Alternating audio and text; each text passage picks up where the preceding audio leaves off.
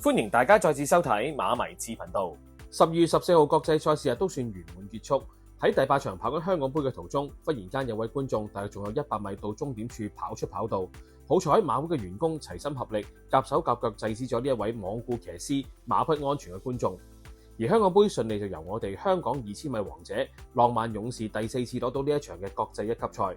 而今日香港隊嘅成績都唔錯，即係香港瓶比外國馬同工之妙贏咗之外，香港短途錦標由香港馬王世界短途王者家燕高升以一個神速嘅姿態3個幾馬位勝出賽事。香港一哩錦標就由我哋上季3冠王遨遊氣泡力拒日本代表神智勇進嘅來犯，為港隊喺主場贏多一場。今日我哋嘅主力推介馬風塵衝上嚟得個第3，真係可惜，唯有下次繼續努力。今日有匹馬值得留意，亦會提供嚟緊星期3嘅心水，記得由頭睇到尾啊！馬迷智嘅成立目的係同廣大馬迷分享一啲揀馬心得，一齊以小博大，刀仔鋸大樹。如果中意我哋嘅分析，就記得訂閱啦！深立演藝特約，上將有好嘢。今日嘅跑道形勢，用後上嘅跑快嘅馬匹會比較有利，但一定要拉出去外檔衝先得。明顯地，內欄嘅跑道就唔係好有利啦。之後門見到家燕高升轉入直路嘅時候，拉出去中檔衝，就知道內欄幾咁蝕底啦。雖然喺外檔衝係比較有利，但今日有匹馬以3歲之齡孭住135磅，頭兩段慢步速，末段衝得好勁，衝內仲有內閃，喺咁有亂表現之下都可以有第3。呢一匹就係第2場文家良馬房1號嘅線路滿貫。線路滿貫排住7檔起步，出閘嘅反應都係一般。騎師蘇銘倫見到馬匹出閘反應比較慢，索性又將線路滿貫留喺後面嘅位置度競跑。雖然沿途留喺後面2搭嘅位置跑，喺咁慢嘅步速嘅底下，馬匹都冇搶口。騎師蘇銘倫都一心入正直路嘅時候同對手鬥後勁，所以轉彎嘅時候，蘇銘倫就將線路滿貫拉出去最外檔衝，因而蝕位無數。當攞正平衡嘅時候，蘇銘倫就大力催策，可惜線路滿貫走勢比較有亂，不停內閃，令騎師好難全力策騎。但係喺咁嘅情況底下，都可以有第3，相信馬匹更加成熟之後，應該好快再交出頭馬。國際賽大戰過後，本地賽事又回復翻平靜，下一次嘅重點賽事應該就去到4歲嘅系列賽。之前嘅集數我成日都講，喺呢個時候應該留意一啲4歲嘅馬匹，皆因佢哋有鬥志、有目標去搏，但當然要有能力、有賽績先可以重點投注。自由們有時間都不妨去馬會嘅網站細閱一下每一個馬房有啲乜嘢嘅潛能、有優質嘅4歲馬。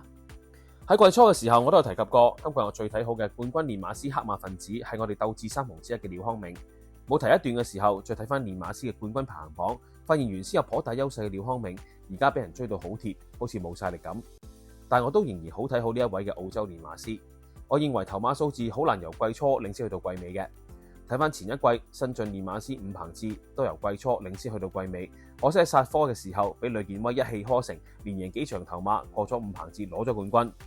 所以我認為廖康銘只係唔想將有潛能嘅馬匹谷得太盡，用咁嘅方法，我認為先可以走得更遠。相信廖康銘好快會有第2輪嘅攻勢。今晚我哋有2匹馬，同樣地都係轉路程。上場陣上嘅際遇都係麻麻地，但佢哋都可以入到3甲嘅。其中一匹就係嚟自廖康銘馬房，將會由1650米增值去到1800米嘅康昌之星。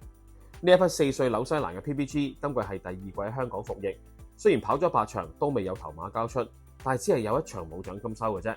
今季嘅主力都係快活谷出擊，今季3場喺谷咗嘅賽事，佢都係只係欠缺少少嘅運氣就可以攞到頭馬。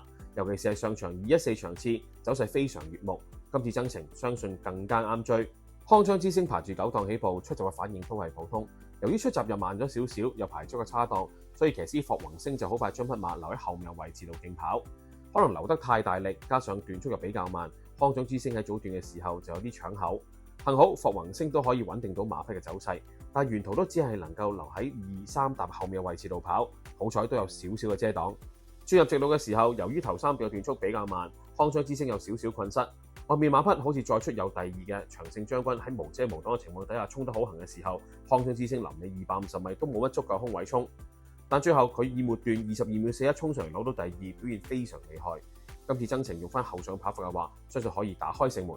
利時標行特約投注錦囊6號、10號、康昌之星、4號、一支箭、11號、風起雲湧。另一匹推介就係隸屬追得好貼廖康銘方家柏馬房，上次列為備忘馬嘅堅多福，但今次佢唔係跑翻上次跑得好好嘅刺谷草1800米，反而選擇增程去到2200米。相信練馬師方一柏並非無的放矢，加上次堅多福明顯係好有評分優勢嘅。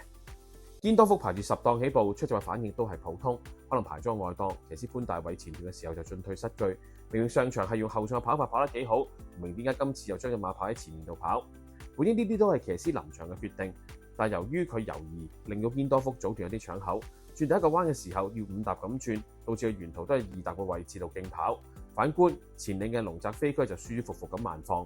轉入直路嘅時候，騎師潘大偉好似控制唔到堅多福咁，轉彎由2踏變為4踏，同埋成條直路堅多福嘅頭都側埋一邊，好似平衡唔到咁。喺咁惡劣嘅情況底下，都可以頂到第3，實在難能可貴。